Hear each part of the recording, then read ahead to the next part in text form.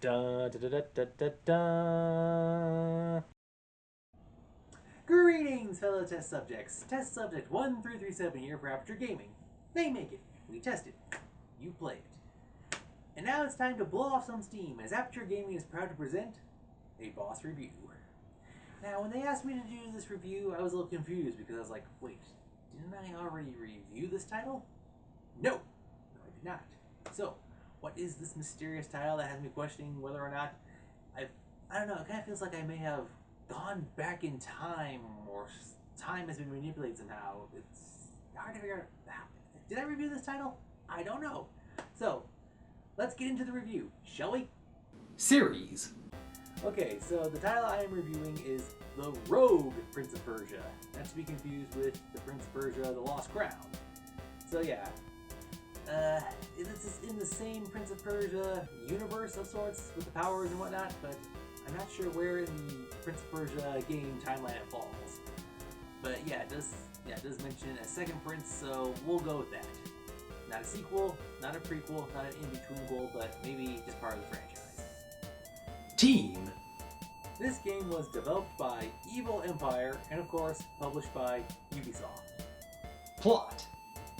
The game takes place in the year 395 AD. I had to look this up. You play as the rogue Prince of Persia. Now, you just wake up from having slept for 3 days, being rescued from a Hun camp. And when you return to your kingdom, you find that the Huns have attacked and are ransacking the city. Your job is to try to either find a way to stop the attack that's happening currently, or to go back in time and just try to stop the attack from happening then. But you can't do the latter, so you figure may as well just stop what's happening right here, right now. And every time you get defeated, you go back to the Oasis and have to relive the events. But as you learn more, it might help you in your quest to stop the attack that's happening right now. Think of Edge of Tomorrow of sorts. Gameplay controls. While Edge of Tomorrow is a source of the plot layout, the gameplay controls are a little different. So here's what. Every time you are defeated, you go back to the Oasis that you first woke up at. But here's the thing. It's kind of like We Happy Few. Every time you go back there, whatever area you were thinking, okay, if I go this way and then change the route here, no. The map changes every time you go back.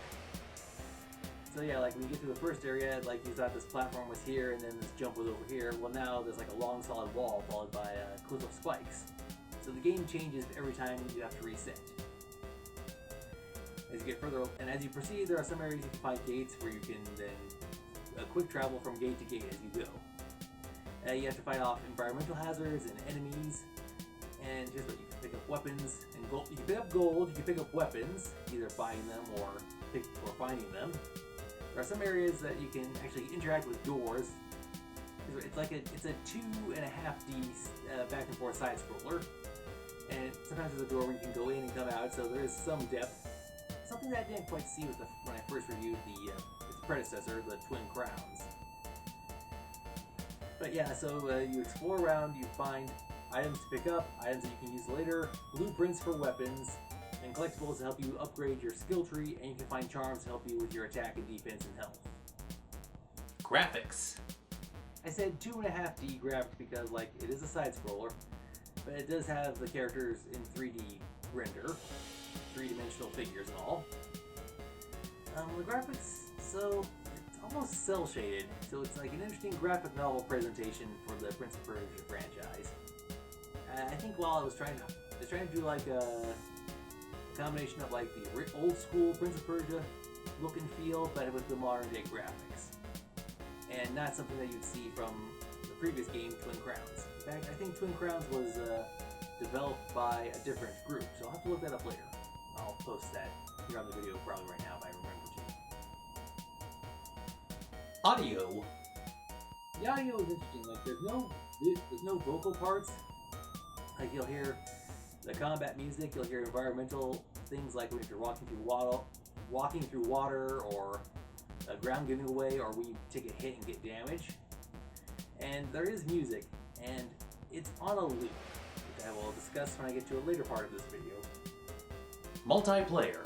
No, there is no multiplayer. DLC. No, there is no DLC. Issues. Okay, so, alright, there's a couple of issues. For starters, this game is in early access. It's been out since May of this year, so it's been it's been a little over 2 months since it came out. It's still in early access, so it can get some wiggle room. The game is a little unforgiving, so like if you are carrying glimmers, which you can use to upgrade yourself and equipment and whatnot, you don't get to the flame in time. If you get defeated, you lose all the glimmers. And if you grab some glimmers after going to the shrine, you can't go back to it because the shrine's destroyed. So it's like a gameplay feature, which is kind of annoying. Also, annoying is how when the environment changes each time you get defeated and then have to go back through. And here's the thing, you don't go back to like a save point, you don't go back to one of the gates. You go back to the very beginning. So if you are getting defeated a lot, you will be replaying this over and over and over again. Again, the Edge of Tomorrow meets We Happy Few. So it does have a bit of a difficulty curve that might drive some players away. And now the music I was mentioning earlier, so I was listening and there's this sitar background music that's being played. And it is nice, but it is on loop. Yeah, so you get like some very generic same music that plays over and over and over again. It's like, okay, come on, can we have something else, please? Yeah, so yeah, there's a couple of technical issues. I think they got them all worked out with the patches and stuff, but because the game's been playing well, but as for gameplay wise and for audio, it needs work. Yeah, but so hopefully, who knows, maybe another month or two and they'll have stuff figured out, or maybe they'll have like a... Oh, and also, I'm playing this on my gaming PC, but the game, it requires a controller, like Xbox or PlayStation. Because I think it's like available on multiple platforms, but this is just the platform I picked on for this one. Also, they have like very few areas where you can actually refill your health. Like you have to look for items to pick up to use your health. You only get one health potion to refill yourself.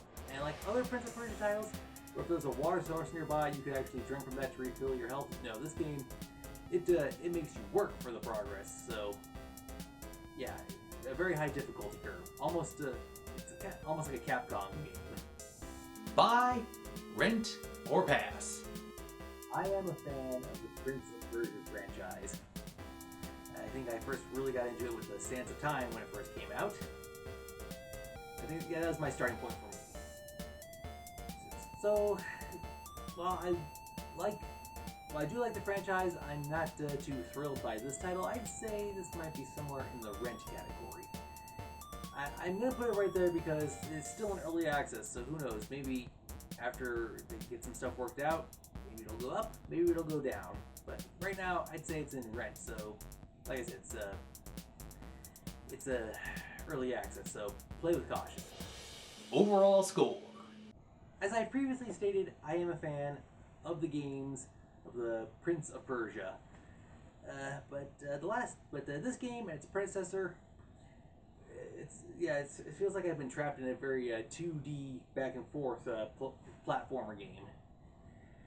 While I do like the original ones for me the original ones, whereas in a more three-dimensional open environment, more like a slightly smaller sandbox. You know, like you could actually jump off of walls, you could adjust the camera, you could try to find the secrets and whatnot and collectibles. So while I did enjoy those games, these last two games I've liked also, but I guess it's kind of gone in a different direction for me. So I guess if you're a fan of, if you enjoy the challenge, if you like the replayability, because that's what this offers, if you want to take on this challenge, and if you don't mind if it's early access, then this game might be for you. But I still think we need to work out a few of the kinks for this title. It's good, but it needs work. So we here at Aperture Gaming give the Rogue Prince of Persia a 7.5, a 7.5 out of 10. Yeah, okay, well that's all the time we have for this episode. I'm glad we got a chance to blow off some steam with this boss review. Yeah, so it's kind of interesting how Ubisoft released 2 Prince of Persia games within the same year. Who'd have thunk it? Alright, well that's all the time we have for this episode. This has been, until next time, I thank you for watching. This has been Test Subject 1337 for Aperture Gaming, saying thank you very much, Game on, and have a nice day.